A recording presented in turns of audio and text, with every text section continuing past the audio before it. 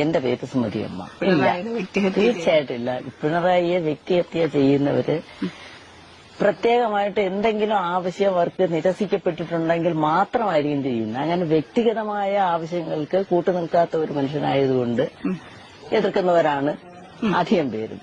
പിന്നെ അതിലൊക്കെ ഉപരിയായിട്ട് ഒരു സാധാരണ കുടുംബത്തിൽ നിന്നും കേരളത്തിന്റെ മുഖ്യമന്ത്രിയായെന്നുള്ള ഒരു അസൂയയും ഉന്നതന്മാരുടെ ഇടയിലുണ്ട്. അതവരെ എപ്പോഴും ഇങ്ങനെ നോവിച്ചുകൊണ്ടേയിരിക്കും. ഞങ്ങൾക്കാവാത്തത് ഇദ്ദേഹം എങ്ങനെ ആയി എന്നുള്ളൊരു പ്രശ്നം അവർക്കുണ്ടാവും. പല രാഷ്ട്രീയ നേതാക്കന്മാരും അതൊക്കെയാണ് ആലോചിക്കുന്നത്. ഇന്ന് ജീവിച്ചിരിക്കുന്ന രാഷ്ട്രീയ നേതാക്കന്മാരില് ഒരുപാട് വേദന സഹിച്ചിട്ടുള്ള ഒരു വ്യക്തിയാണ് പിണറായി. പിണറായിയെ പറ്റി പറയുമ്പോൾ സത്യത്തിൽ ഞാൻ അങ്ങ് ഓർത്തുപോകുന്ന ഒരു രംഗമുണ്ട്. ഈ ഇത്രയും പ്രായമായ എനിക്ക് അദ്ദേഹത്തിനെ കുറിച്ച് ഓർമ്മിക്കാൻ പറ്റിയ ഒരു ഓർമ്മ എന്ന് പറയുന്നത്, അടിയന്തരാവസ്ഥ കാലത്ത് അടിവസ്ത്രം മാത്രം ധരിച്ച് റോഡേ വലിച്ചിഴച്ച് അടിച്ചു ഇടിച്ചും കൊണ്ടുപോയ ആ വ്യക്തിയാണ് എന്റെ ഓർമ്മയിൽ വരുന്നത്. ഇത്രയും കഷ്ടത അനുഭവിച്ച ഒരു മനുഷ്യനാണ് അദ്ദേഹം.